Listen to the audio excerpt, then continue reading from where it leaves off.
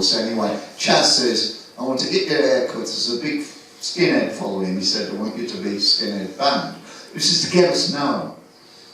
And the publicist was the Stones publicist, right? Keith Alford. And he told Chaz about the skinheads, right?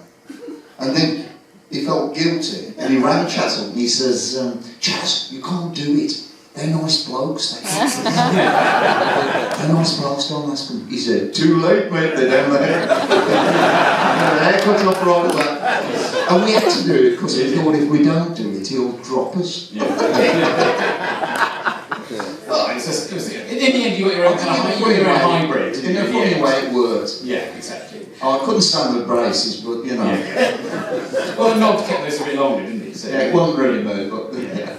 I think we should open up to the floor. So, does anyone have questions today? If you can wait for the microphones. Gentleman down here was very prompt, so I think we'll ask him first. Quick on one. If you can make it a question, that would be marvellous. Hi, Nathan. Can I ask you about the soundtrack? I know you touched on it already, but the songs written especially for the film, or did you have them? Just relate what he's saying, because I'm sorry. Yeah, sorry. On the camera. He said about the songs. Are the songs written specifically for the film? Yeah.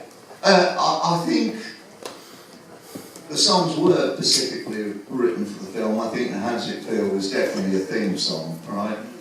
I remember going in the studio with Chaz, like we sort of briefly knew the songs, but the idea of including augmented instruments was never done on Slade Records, right?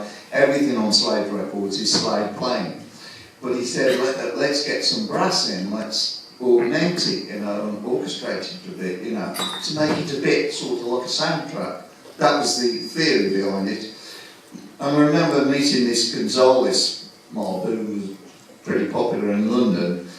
And they were good players, and that's the reason, I mean, How Does It Feel has got those sort of parts in it. I think it was quite nice to try that, you know, just for a change. There's some, I mean, it's a good album, isn't it, really? It's quite, you know, some people think it really flows well, you know. I think once again, I saw it, I mean, it's far, far away, and it isn't, I mean, far, far away, interestingly enough, in Germany, is one of the biggest songs we've ever done. They're quite mad. It's been a hit twice there. It's just something about that song. It was good lyrics, and How Does It Feel? Those two songs together. I mean, I know not as good with lyrics, but I think How Does It Feel never dates. It's like as if the lyrics are always talking about something in front of you. Okay, gentleman in the amazing tartan. I'm not sure what clan that is. Can you name the clan? Yeah, Wallace. Wallace, okay. Which means Welsh, of course. Right. Hello, David, how are you? It's not Bay City Railway. It's Neville John Holder, 1972, I think. Oh yeah, I remember that one. Yeah. On balance, was the movie a positive for Slade, or do you think it did some damage? You know, if you asked me to tell you the truth about that, which is probably what you're asking me, I don't want to insult anybody today, in a sense. I think probably looking at it now, I'd have a completely different feeling. I'd actually probably be quite thinking, actually this was good. I think at the time, my concern, and it was just purely, I think there was maybe a bit too much truth. Someone said something to me with the producer of Top of the Pops, was sitting there, Donna Dawes was sitting there, all these people, you know, and he said, I know what you're trying to do, but do you think it was the right move?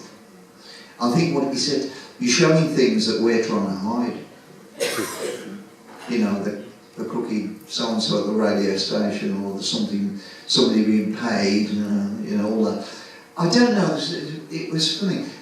It's all right to look back on it like that, but I'm telling you the truth of how I felt at the time. I just thought maybe at the time might not have seen a nice film, because we actually don't want to make a silly film. I'd have probably enjoyed a silly film, but whether looking at the silly film now might seem like, God, that was really stupid, you know.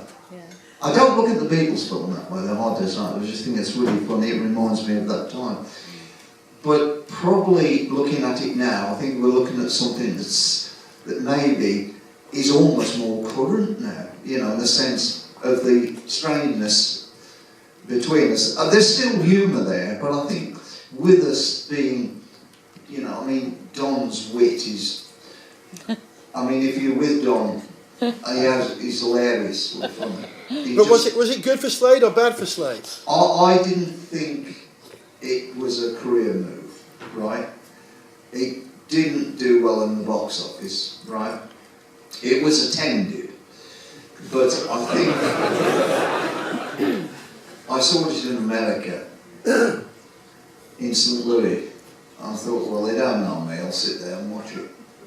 There was not a laugh in the house.